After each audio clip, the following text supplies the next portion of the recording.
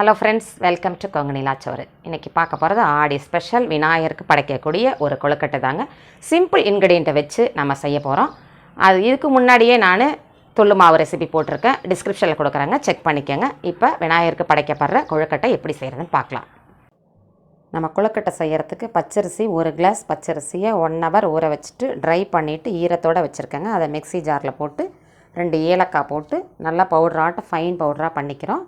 சளிக்கெல்லாம் தேவையில்லைங்க. இது நார்மல் பச்சரிசி மாவுலையும் செய்யலாம்.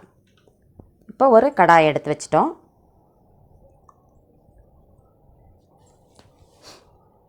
சட்டி சூடாகிற வரைக்கும் வெயிட் பண்ணலாங்க. ஒரு கைப்பிடி அளவு எள்ளு வறுத்துக்கிறோம். இந்த கொழுக்கட்டைக்கு நல்ல ஃப்ளேவராக இருக்கும். எள்ளு நல்ல அயன் கண்டென்ட் உள்ளதுங்க. நல்லா பொரிஞ்சு வர வரைக்கும் வெயிட் பண்ணணும். இது புது சட்டிங்கிறனால அப்படியே கொஞ்சம் எண்ணெயாக லேசாக தெரியும். ட்ரையாகவே நீங்கள் வறுத்துக்கங்க. நல்லா வெடித்து வர வரைக்கும் வெயிட் பண்ணிவிட்டு இதை அப்படியே அந்த மாவுலையே ட்ரான்ஸ்ஃபர் பண்ணிக்கிறோம்.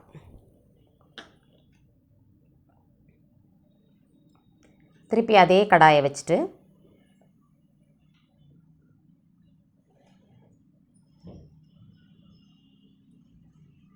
ஒரு டீஸ்பூன் அளவுக்கு நெய் விட்டுக்கலாம்.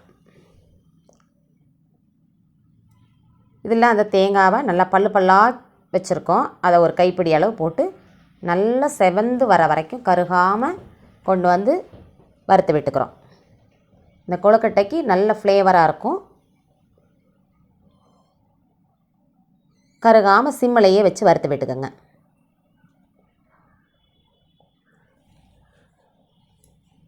நல்லா செவந்து வந்துருச்சுங்க. இதை அப்படியே அந்த மாவு கூடவே சேர்த்து கொட்டிடலாம். 1 கப்பு மாவுக்கு 1/2 கப்பு வெல்லம் சரியாக இருக்கும். லேசான அளவுகளில் இருக்கும். இதுக்கு தண்ணி 1 கப்பு மாவுக்கு அதே கிளாஸால் 1 கப்பு தண்ணி, 1/2 கப்பு சர்க்கரை போடுறேன். நீங்கள் வேணுன்னா 1 கப்பு போட்டுக்கோங்க. இது நார்மலாக இருக்கிறதுனால உங்களுக்கு கரெக்டான இதில் இருக்கும். ஒரு சொட்டு நெய் விட்டுக்கலாம். பாசிப்பருப்பை வேக வச்சுருக்கேங்க. அது வெந்திருக்கணும், ஆனால் முழுசாகவும் இருக்கணும். மைய குழைவாக வேக வச்சிடக்கூடாது.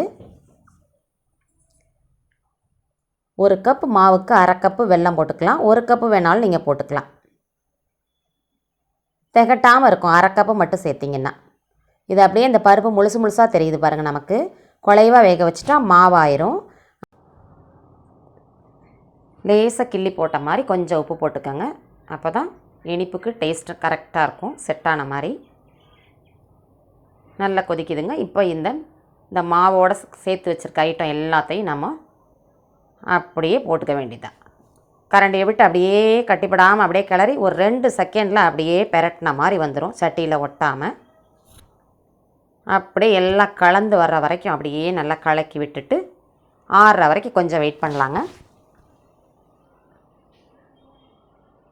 கொஞ்சம் ஆறுற வரைக்கும் வெயிட் பண்ணலாம். எல்லாத்தையும் கலந்து விட்ட மாதிரி நல்லா கிளறி வச்சுருங்க.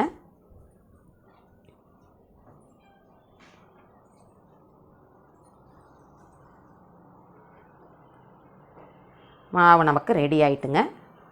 கொஞ்சம் எண்ணெயை கையில் தொட்டுட்டு ஒட்டாத அளவுக்கு அப்படியே ஒன்றா பிடிச்சி வச்சிடலாம். நல்ல ஹெல்தியான கொழுக்கட்டை பாருங்கள். பாசிப்பருப்பு, எள்ளு, வெல்லம், அரிசி, தேங்காய் அப்படியே நமக்கு ஈவனாக இருக்கிற மாதிரி இருக்கும் சத்துக்கள் எல்லாத்துலேயும். இந்த ஆடி மாதத்தில் இதை சாப்பிட்டுக்கிட்டாக்கா நமக்கு நோய் எதிர்ப்பு சக்தி அதிகம் இருக்கும். அப்படிங்கிறதுனால எல்லாத்தையும் ஒரே ஐட்டத்தில் வர்ற மாதிரி நம்ம முன்னோர்கள் கொண்டு வந்திருக்காங்க. எல்லாத்தையும் நம்ம வரிசையாக உருட்டி வச்சுட்டோங்க. இட்லி பாத்திரத்தில் ஆவி வர வரைக்கும் வெயிட் பண்ணலாம். ஆவி வந்ததுக்கப்புறம் வைக்கணும். அப்போ தான் 10 நிமிஷம் கணக்கு கரெக்டாக இருக்கும். ஆவி வந்துருச்சுங்க. எல்லா கொழுக்கட்டையும் ஒன்றா நம்ம வச்சுக்கிறோம்.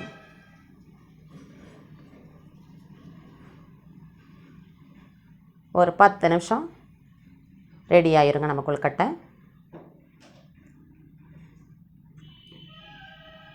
மூடி வச்சிடலாம்.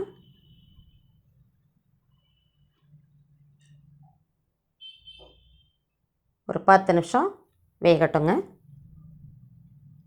10 நிமிஷம் ஆகிட்டு நல்ல கலர் மாறி வந்திருக்கு பாருங்கள். தனித்தனியாக அந்த பருப்பு, தேங்காய், எள் எல்லாமே தனித்தனியாக தெரியும். என்னோடய வீடியோ பிடிச்சிருந்தா லைக் பண்ணுங்கள், உங்கள் ஃப்ரெண்ட்ஸுக்கு ஷேர் பண்ணி விடுங்க. கமெண்டில் எப்படி இருக்குன்னு சொல்லுங்கள், அப்போ தான் எனக்கு சப்போர்ட் பண்ணுற மாதிரி இருக்கும். கண்டிப்பாக சப்ஸ்கிரைப் பண்ணி வச்சுக்கோங்க. அப்படியே வரிசையாக 2-3 பிரசாதங்கள் வருங்க. நெக்ஸ்ட்டு ஒரு பிரசாதத்தில் பார்க்கலாங்க.